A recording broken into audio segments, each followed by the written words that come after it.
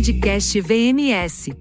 O podcast do VMS Advogados, com atualizações jurídicas, comentado pelo nosso time de especialistas.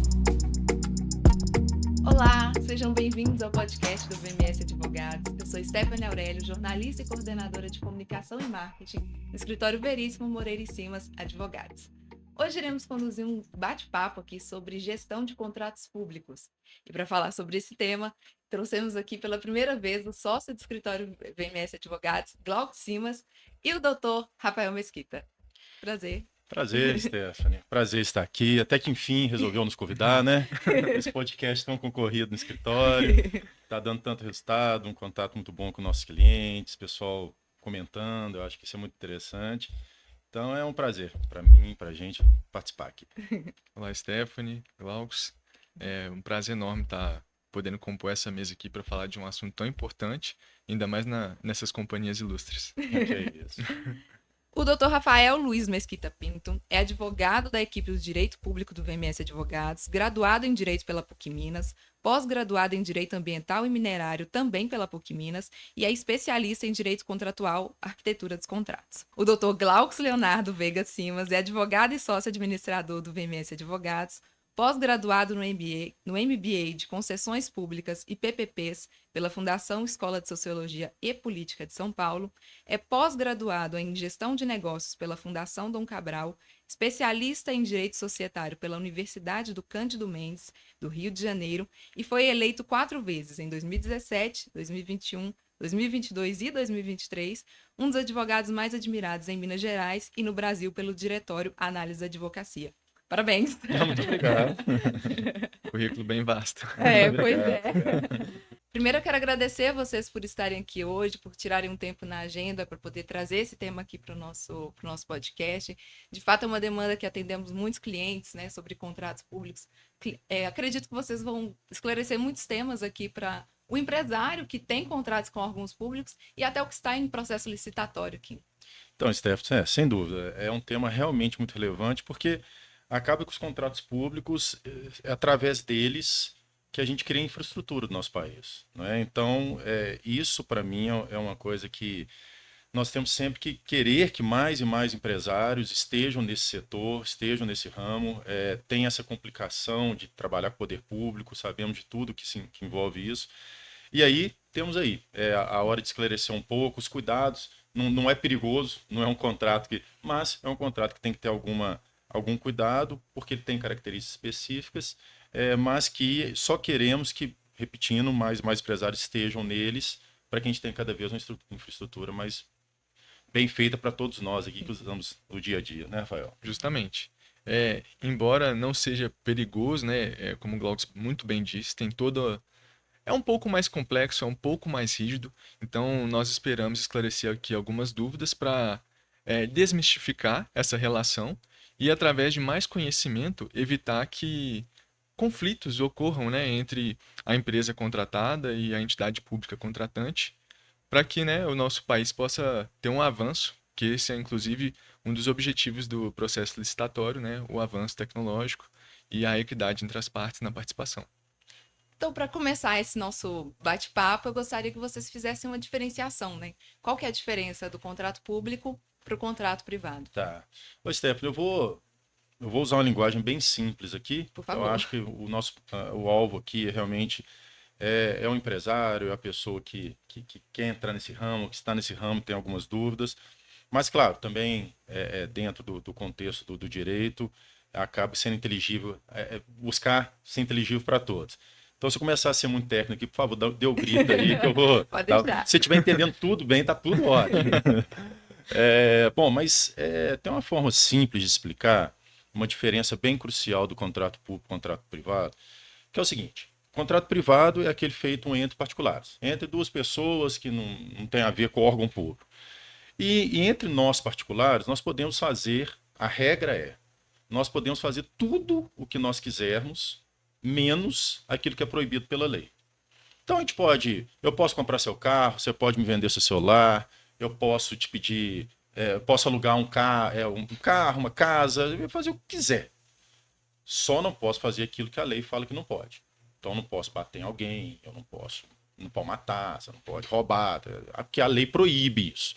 Então a lei vem antes para falar, isso você não pode, o resto você pode. Tá? No contrato público, você inverte essa ordem. O poder público, ele não pode fazer nada, zero. Ele só pode fazer aquilo que a lei permite que ele faça. Então esse é um ponto muito crucial para poder entender a grande diferença entre um contrato público e um contrato privado. Um contrato privado, você pode estabelecer tudo aquilo que você quiser, da forma que quiser, desde que acordado com outra parte, desde que também não seja vedado em lei fazer aquilo daquela forma, ok? Já no contrato público, só pode prever ali, só pode estar, as partes só podem se relacionar conforme a lei estabelece que eles devam se relacionar. Então, num contrato público, e por que isso? Por que essa diferença? Porque é o seguinte, no contrato privado, o interesse envolvido ali é só das duas pessoas que estão contratando. Uhum. Então, eu vou comprar seu carro, se eu estou pagando mais caro ou mais barato, se o seu carro é de enchente, se não é, se já foi batido, se foi capotado, tal, não interessa a ninguém. O Rafael tá nem aí se eu negociando com você. Isso é um problema nosso, envolve apenas nós dois, os nossos interesses. Então, é um contrato privado. Já o contrato público como a gente começou dizendo, e o Rafael trouxemos aqui, são os contratos para poder criar a infraestrutura do país, por meio do contrato público que o ente público executa no dia a dia as políticas públicas. Uhum. Então, vamos colocar um exemplo de temos um problema, uma cratera que abriu no bairro Belvedere aqui em Belo Horizonte. Tapar aquela cratera, resolver aquele problema é do interesse apenas de duas pessoas ou é de toda a sociedade? De toda a sociedade.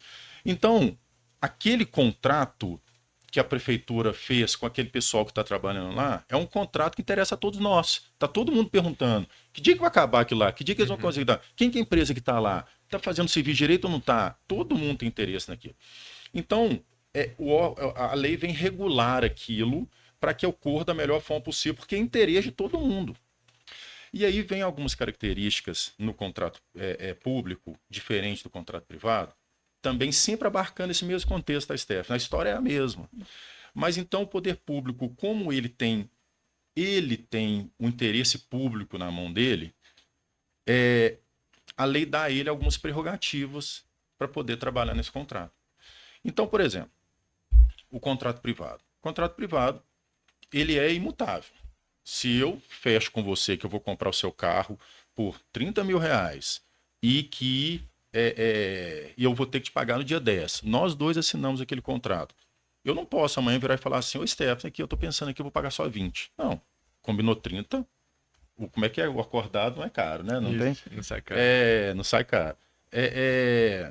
Você, por sua parte também, você vai ter que me entregar o carro. Eu não posso entregar os 30 mil e você falar, não, Glaucio, vou te entregar só daqui 20 dias. Não, aquilo é imutável.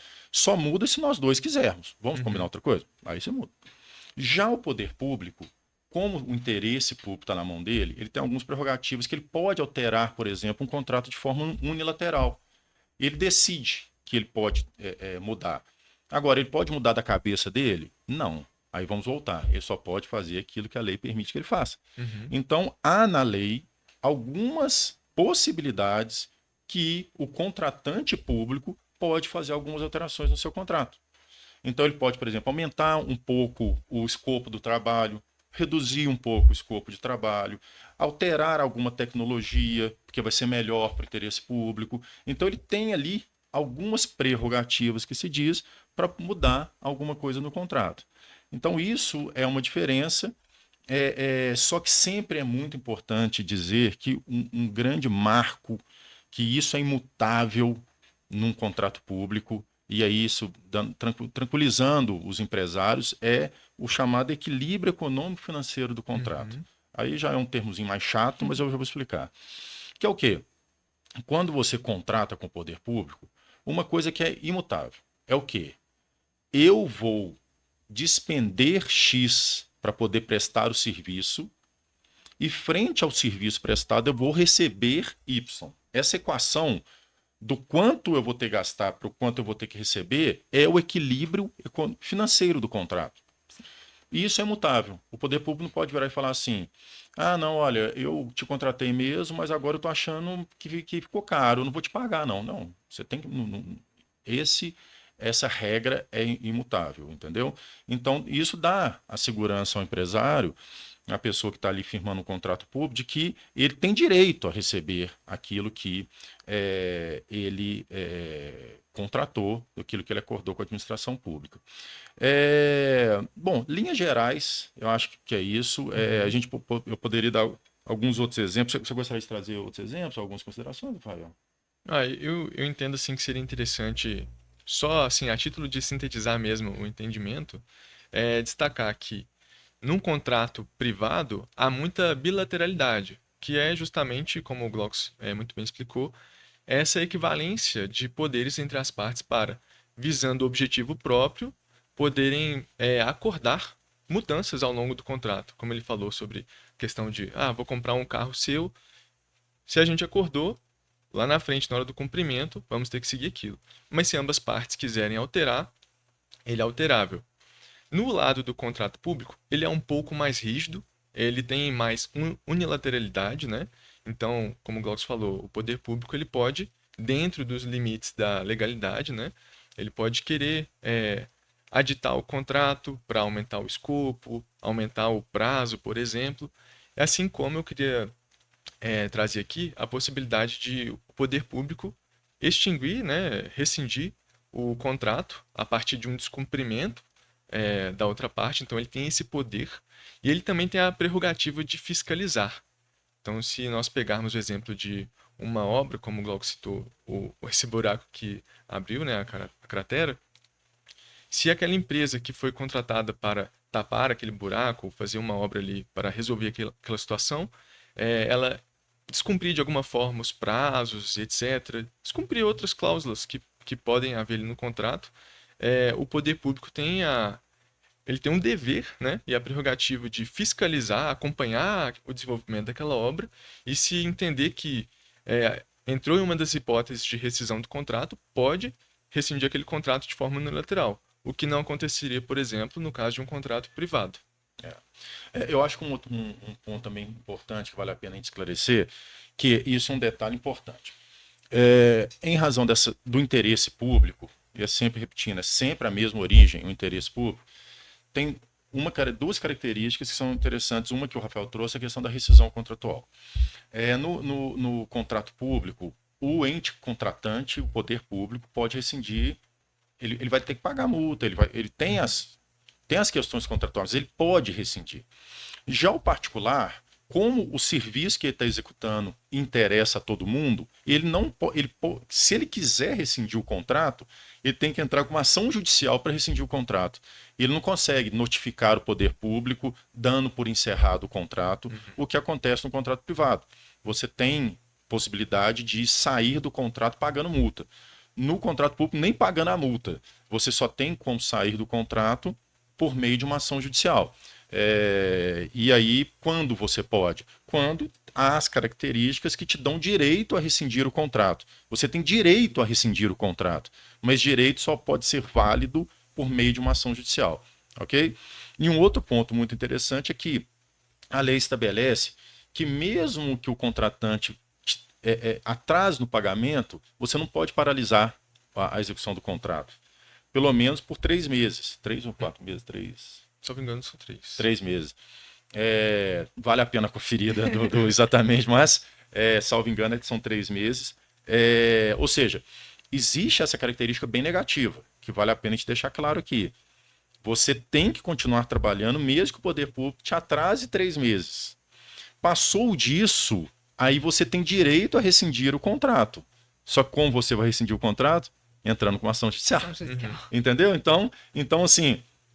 É um contrato que às vezes você tem que tomar um cuidado maior, porque a sua margem de manobra ela não é tão grande, entendeu? Você fica travado naquele contrato. Então, isso a gente vai tratar um pouquinho à frente, que são os cuidados, inclusive, na hora da contratação, na hora da participação no processo licitatório, você entender as regras, porque aquelas regras terão que ser observadas durante a execução do contrato. Por quê? Porque você está vinculado àquilo ali. e o órgão contratante também ele só pode fazer aquilo que a lei manda. E a lei ali dentro do contrato é o edital para licitação, depois o contrato. Então, só pode rodar em dentro daquilo ali.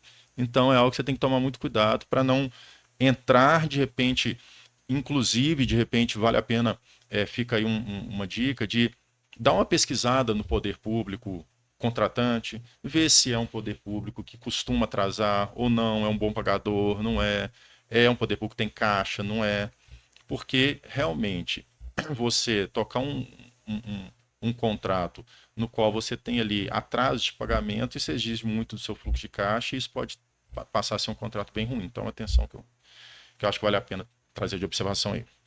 Perfeito. Assim, uma diferenciação, né, para o contrato privado sobre essa questão é que no contrato privado, se uma parte não cumpriu a sua obrigação, a outra se reserva o direito de também não cumprir a sua, porque uma não pode exigir da outra. E havendo essa prerrogativa do poder público, né, mesmo não pagando, ainda por um certo prazo, exigir o cumprimento da obrigação, requer que, então, esse particular que está prestando serviço esteja bem preparado financeiramente, inclusive, para suportar, às vezes, um prazo sem receber. Então, é um ponto que tem que se ponderar quando vai participar de um processo licitatório, talvez mesmo uma observação da saúde financeira da empresa. É isso aí. Vocês estão falando aí também sobre acompanhar os contratos. Eu queria saber um pouco sobre o dossiê de avanço de contratos. Como ele se dá, por que ele é importante Uhum. e quais são as informações que precisam estar inseridas, né, nesse dossiê. Perfeito. Esse dossiê nada mais é do que uma compilação de documentos e informações referentes a esse contrato. Então, desde o início, é importante que essa empresa ela guarde a documentação referente ao edital, por exemplo, ao contrato que é fechado. Se houver aditivos com o poder público, tem que guardar também. Manter esses registros das tratativas, porque, como o Glaucus falou, há essa rigidez por parte da administração de seguir aquilo que está previsto em lei, no edital, né? Tem a vinculação ao edital. Então, suponhamos que houve ali uma tratativa informal entre um representante da empresa e um representante do poder público.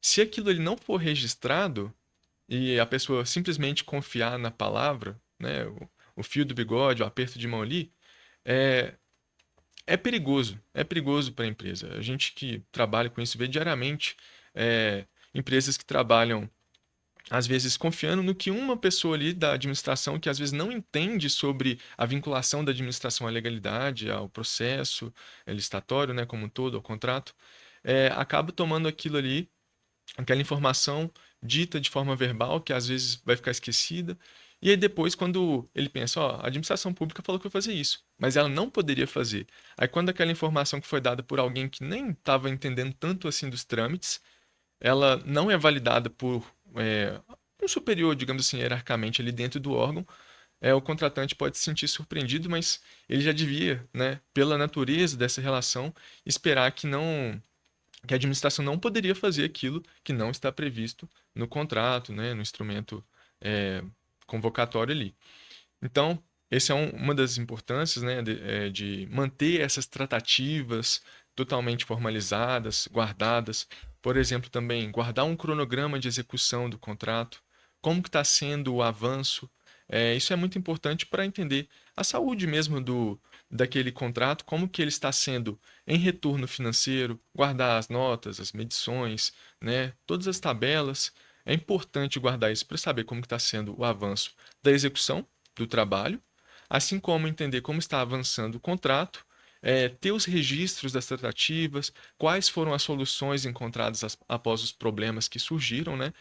E um dos grandes interesses nisso é justamente evitar conflitos lá na frente entre a administração e esse contratado. Até porque, como eu falei, né, a administração ela fiscaliza e ela pode, inclusive, iniciar um processo, por exemplo, de apuração da responsabilidade.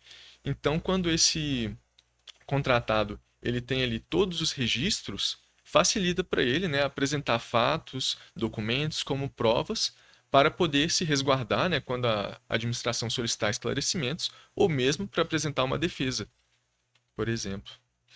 Eu tenho essa questão da gestão do contrato é essencial. Tem uma expressão que eu gosto muito de usar, que é o seguinte: ninguém acha que advogado é santo, mas quando precisa dele, quer que ele faça um milagre, sabe? E isso, o que que eu quero dizer com isso? É o seguinte: é, muitas das vezes, clientes nossos nos chamam para que ele está entendendo que ele tem direito a pleitear a pedir alguma coisa do contratante, que aumentou alguma coisa que não estava previsto no contrato, que mudou alguma coisa, que ficou mais caro. Um tanto de situações, há muitas situações durante a execução de um contrato. E a gente chega para poder ver o caso e você não tem quase nada. As coisas, Stephanie, acontece muito no trecho, né, que se chama, né? Ou seja, lá onde que a obra está acontecendo.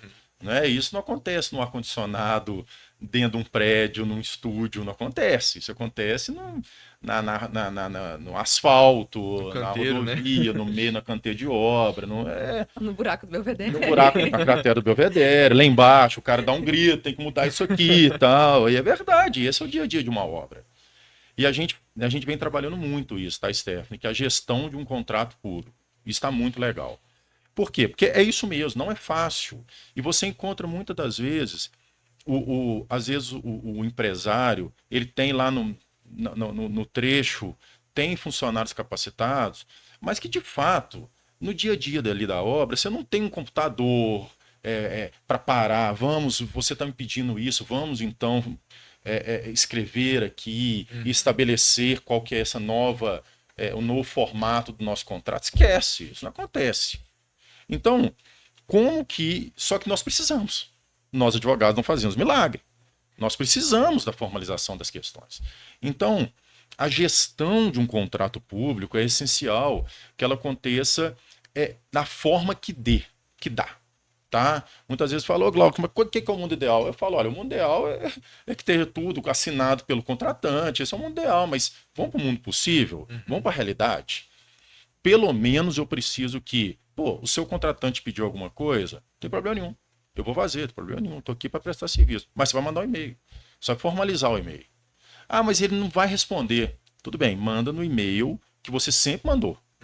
E que você tem outras situações, uma resposta dele. Então vai ver que foi naquele e-mail. Então vai registrando o jeito que dá. Tem um diário de obra. Todo dia vai lá, faz o diário de obra, entendeu? Aí tem um que vai lá, pede a assinatura do contratante, às vezes assina, às vezes não assina. Mas você tem um histórico das coisas como estão se dando. E aí você consegue esse chamado dossiê, você consegue fazer um dossiê para fazer o tal de uso, uma expressão claim, que é nada mais, nada menos do que um pedido de um tipo de ajuste no seu contrato. Então, na hora que você vai ir para o claim, chamado claim, não adianta nada você ir lá falando, olha, gente, o José falou isso, o João sempre falou para a gente na obra que isso não ia dar problema nenhum. Voltando, o seu contratante vai virar e falar assim, olha, eu só posso fazer aquilo que o contrato me permite. E o contrato não me permite fazer essa alteração que você está querendo. E vai olhar para você e falar, tá bom, mas vai falar, mas não é possível, entendeu? E aí chama o advogado não vai fazer um milagre, e aí fica ruim para todo mundo, né? Então, é exatamente essa questão do acompanhamento de um contrato público. No público, porque no privado, às vezes a coisa é mais dinâmica, no público não, o público tem que ser uma coisa mais cara crachá. Então, do jeito que dá, tem que ser feitas as formalizações sobre o que se deu no dia a dia da obra, para ser possível você buscar, por exemplo, eu falei do equilíbrio econômico-financeiro do contrato, não falei? Que é o que você vai gastar e o que você vai receber. Então, você tem que estar documentado para pedir o reequilíbrio econômico-financeiro do contrato, quando perde o equilíbrio. Então, você ia ganhar 1 milhão para fazer 10 coisas. Agora você tem que fazer 12. Então, teoricamente, você tem direito a 1.200.000. Então, se você fizer 12 e ganhar só 1 milhão, há um desequilíbrio econômico-financeiro do contrato. Então, eu preciso fazer o reequilíbrio. Como que eu vou fazer isso? Formalizando um documento com as provas. Principalmente, não deu. Tentei de tudo junto ao meu contratante, não deu. Ele não vai fazer comigo um reequilíbrio econômico-financeiro. Vamos entrar com uma ação? Vamos. Um juiz só vai dar um ganho de causa, né, como se diz, para você, se você tiver prova de que o que você está falando faz sentido. Tem uma outra expressão que se diz que alegar e não provar é o mesmo que não alegar. Então, se você alega, não prova, não é porque seu cabelo é de uma cor ou de outra que o juiz você vai ganhar essa ação, entendeu? É a documentação. Então, essa é a importância, né? Acho que é isso aí. Sim, só um ponto que eu queria acrescentar, trazendo esses dizeres. O pessoal fala, não, contra fatos não há argumentos. Na verdade, no direito, a gente argumenta em cima dos fatos. Sim. Agora, se nem as provas que seriam esses fatos a pessoa tem, como é que argumenta, não tem né? como argumentar. Então, assim, o foco nessa gestão contratual é evitar conflitos, mas ocorrendo esses conflitos que eventualmente pode acontecer, né? É importante ter toda essa documentação disponível para trazer essas formas de comprovar o que está sendo argumentado. É isso aí. Vocês poderiam explicar, então, qual é o papel da arbitragem, né, nessa resolução de conflitos? Legal. Esse é um tema maravilhoso, né? Porque o que acontece? O Poder Judiciário, infelizmente, ele está abarrotado, né? A gente sabe, isso aí todo mundo sabe, que você entrar com uma ação judicial, isso aí vai levar 20 anos, né? Tem essa expressão assim, infelizmente, né? Não é o que acontece.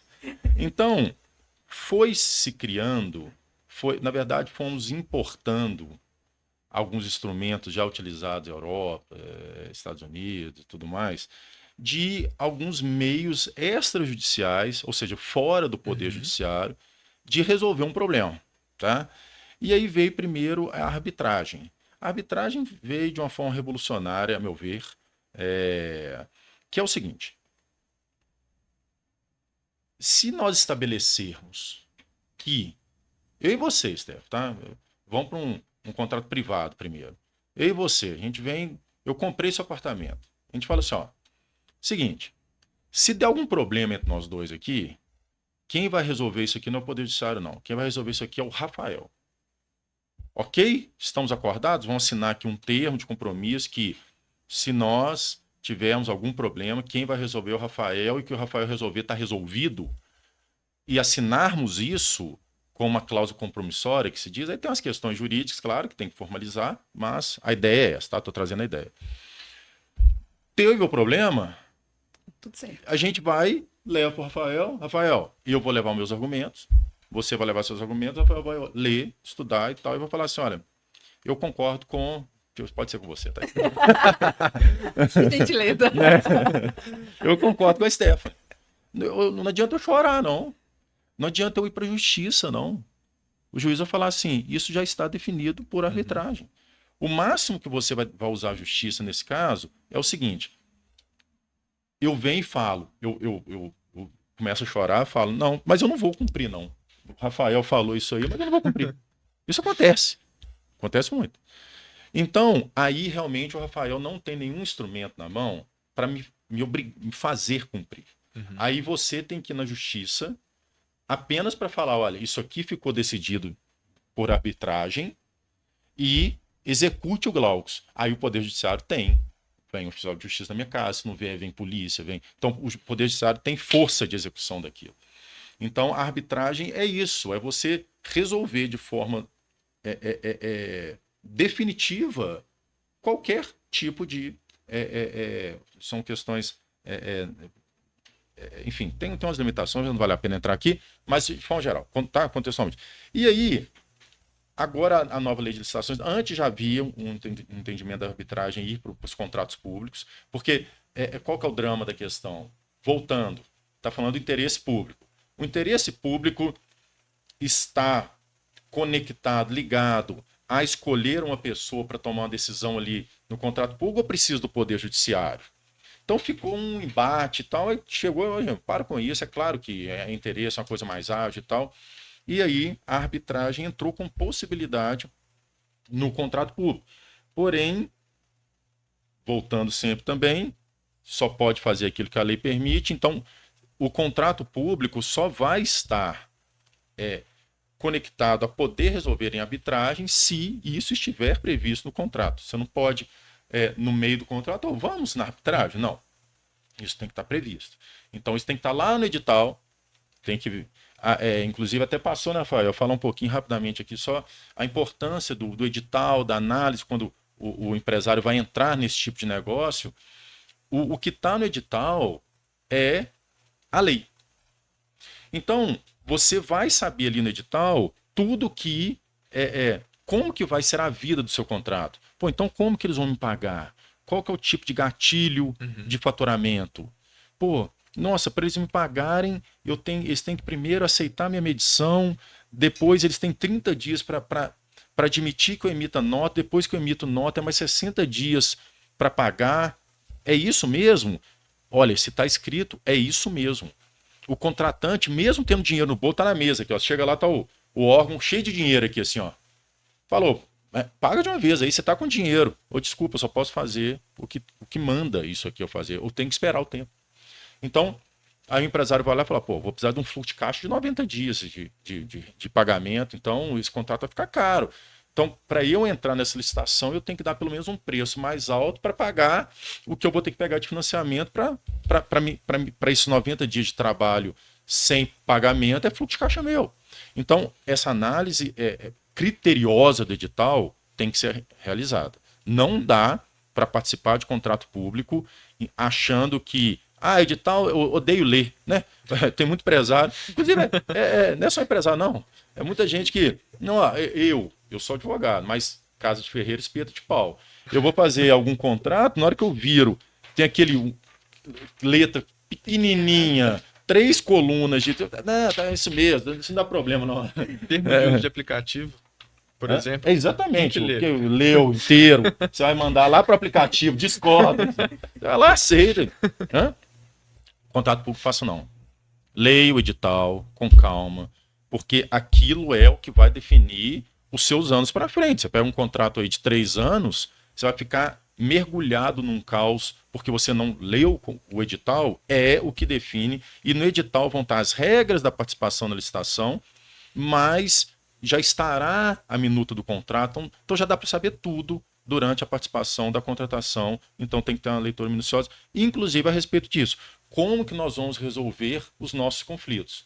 E aí, se tiver a arbitragem, vai ser esse meio. E o que é uma outra grande vantagem da arbitragem? Você tem como colocar especialistas no caso. Então, por exemplo, você vai fazer, vamos voltar para o problema do Belvedere, né, que está trazendo um problema grande para a gente. Você tem uma cratera lá. De repente, está ali fazendo o trabalho, encontra lá embaixo uma tubulação que entendia-se pelo projeto da prefeitura, lá de 1950, estava escrito lá que a tubulação era de um tipo de material. Então, quando você se preparou para prestar o serviço, você tinha que fornecer aquele material.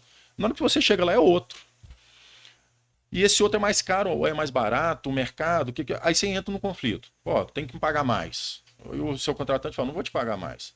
Aí, um juiz, o que um juiz de direito vai saber sobre material de tubulação de saneamento? A arbitragem, você tem a possibilidade de colocar o especialista em saneamento de Minas Gerais para poder decidir a causa. Então, você tem como colocar um profissional que vai saber julgar aquilo de uma forma coerente com o que é o serviço que está sendo prestado. Então, isso, a meu ver, traz uma conexão maior com, primeiro, a velocidade, segundo, com, de repente, uma busca de uma decisão mais justa. Claro que o juiz não ia atrair para si a responsabilidade de julgar isso. Ele ia ter que ter uma perícia técnica, e sim, contratar um técnico, tal, é mais moroso. Tá? E um outro, aproveitando aqui, que é também na nova lei de licitações que veio, uma forma muito interessante, que é o Comitê de Resolução de Conflitos. Que é o quê? Dentro disso que nós estamos falando. O contrato, ele se desenrola no dia a dia ali, no trecho, e problemas vão acontecendo. Então, claro que isso não vai ser para um contrato pequeno, mas um contrato de médio ou de maior complexidade, com maior complexidade, realmente faz muito sentido. Hoje em dia a lei prevê de você, parte contratada, né, e o órgão contratante, vocês criam um comitê de resolução, desculpa, de conflitos, no qual estarão ali. Pode ser uma pessoa só, podem ser 3, você escolhe um, o poder público escolhe o outro e esses dois escolhem um terceiro, sempre ímpar, para não dar, né, não dar empate. Então, por quê? Você cria isso e o comitê pode ser criado para ficar durante todo o contrato ou pode ser para questões específicas. Mas você cria isso para quê? Porque o dia a dia vai sendo solucionado dentro do próprio contrato. Você não deixa virar uma bola de neve para de repente ter que entrar com ação judicial com um pleito grande, porque, inclusive, te quebrando. Nossa, esse contrato está me quebrando. Por quê? Porque lá atrás tem isso, mais isso, mais isso, mais isso, mais isso. Virou inexequível esse contrato. E você tem que ficar lá, né? Então, você tem como criar esse comitê que ele vai resolvendo os problemas do dia a dia. Olha, aqui você tem razão, aqui você não tem não, aqui tal. E isso você vai modificando o contrato, é permitido por lei, então o seu contratante pode fazer isso, mantendo o equilíbrio econômico e financeiro do contrato até o fim. Então, acho que foi uma grande ferramenta que foi introduzida agora na nova lei de licitações, que vai ajudar muito aí na gestão dos contratos do dia a dia. Enfim, uma ferramenta valiosa, Rafael, o que você acha? Excelente. É interessante só ressaltar, por exemplo, o Glaucus falou muito bem ali que, no caso da arbitragem, a decisão ali é vinculativa, né? Vamos supor, você tinha ganho lá, né? Você poderia recorrer ao judiciário, por exemplo, para executar o que foi acordado ali entre vocês e ele não cumpriu e foi decidido pelo árbitro que deveria ter sido cumprido, sim. Nesse caso do comitê, essa comissão ela tem um papel um pouco mais de aconselhar, de tentar resolver ali de uma forma que ela não vai vincular as partes a ter que obedecer aquilo, só que essas pessoas que estão compondo essa comissão, elas foram escolhidas pelas partes, entende-se que há ali então um respeito por elas, né? E são pessoas assim que devem ser escolhidas pela sua qualificação técnica, entendimento do que está sendo tratado naquele contrato.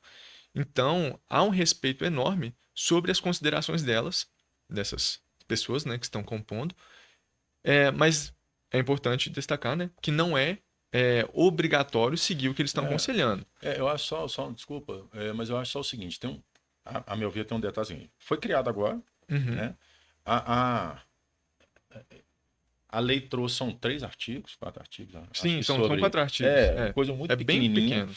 E que não estabelece definitivamente esse poder vinculante. Então, assim, eu acho que, sim, eu concordo com você. A ideia é essa, que seja opinativa, orientativa, mas eu não descarto a possibilidade de, em sendo ao direito disponível e que tenha essa previsão editalícia da possibilidade deles terem uma decisão resolutiva, uma decisão que você deve cumprir. Vinculativa, obrigado. Eu não descarto que isso possa acontecer. Sim, acho que vale a pena. Exatamente. Acho que vale a pena o acompanhamento e tudo mais. E a utilização. Quem utilizar é quem vai descobrindo o caminho que isso vai se dando por ser tão novo na nossa legislação. Eu imagino que isso está uma tendência, né? Acredito, sim. Com certeza. Então é uma ferramenta que traz uma tratativa prévia que evita conflitos a partir desse apaziguamento que vai, se posso dizer dessa forma, né, que vai ocorrendo e evita, além de evitar conflitos, pode né, ajudar na solução quando houverem. Então, assim, é uma ferramenta excelente que vai trazer uma fluidez melhor para o contrato, né? É mais célere do que o judiciário, como a gente falou. Enfim, só vemos ganhos, né, nessas inovações legais. Eu, resumidamente, Stephanie, eu colocaria que o contrato público não é um bicho de 7 cabeças. Entendo, repetindo, que o empresário deve se interessar, deve se valer desse tipo de contrato. É a nossa estrutura, contamos com isso, para que a gente possa viver bem em boas cidades, cidades estruturadas. Tem que tomar esses cuidados, tem que ler muito bem o edital, pode buscar uma assessoria, inclusive, jurídica, porque é cheio de termo chato, termo jurídico, né, que aí a assessoria pode ser bem interessante. E E o cuidado, né, na condução do contrato. Não existe fio do bigode, como o Rafael trouxe, é tudo formalizado, da forma que dá, mas sim, tem que formalizar, seja o WhatsApp, seja e-mail, seja o que hoje em dia cheio de tecnologia nós temos. Então, porque é com isso que a gente vai conseguir realmente apoiar nós advogados, apoiarmos os empresários, no sentido de pleitear aquilo que é de direito junto à administração pública. E esses pontos. Ter o cuidado de que... O cuidado não. Temos hoje a satisfação de ter na lei ferramentas que ajudam na condução do contrato. O dia a dia do contrato é essencial, que as coisas já vão sendo resolvidas. O contrato tem que ser muito bem... Um detalhe que eu falo muito... às vezes as empresas elas têm nos trechos o gestor daquele contrato. Pelo menos essa pessoa tem que saber de cor o contrato.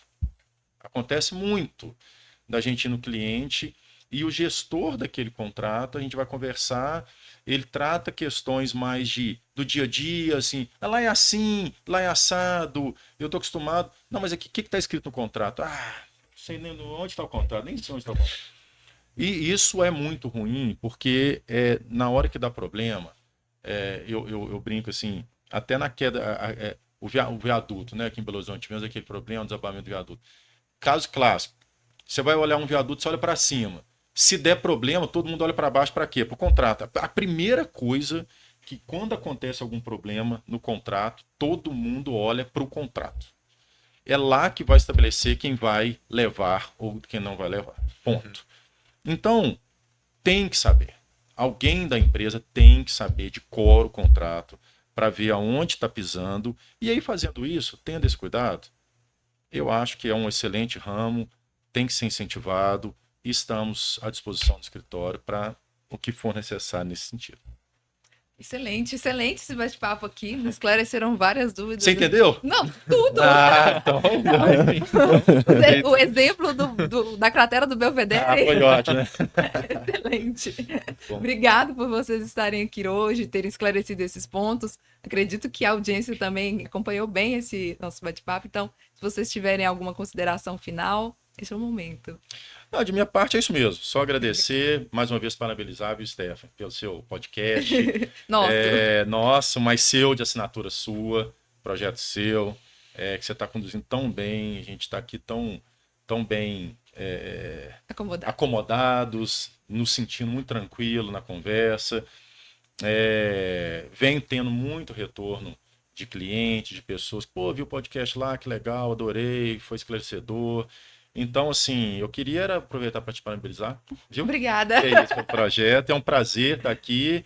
Espero ser convidado novamente. Vai ser um prazer estar aqui de novo, viu? Vamos agendar. Tá bom, combinado. Para mim é um prazer enorme estar aqui também. Eu aproveito a oportunidade para te parabenizar pela iniciativa, né? Realmente tem sido um trabalho fenomenal. E fico muito feliz, né, de ter tido a oportunidade de estar aqui, então, podendo esclarecer esses pontos e, inclusive, aprender também. E eu espero que vocês também tenham gostado deste bate-papo. Aproveito para convidá-los para acompanhar o nosso podcast, seguir em todas as redes sociais. Nós estamos no YouTube, no Spotify, no site vmsadvogados.com.br, em todas as redes sociais. A gente fica por aqui. Todas as dúvidas que vocês tiverem sobre este tema e outros, podem entrar em contato com a nossa equipe que está apta para atendê-los. Até o próximo programa.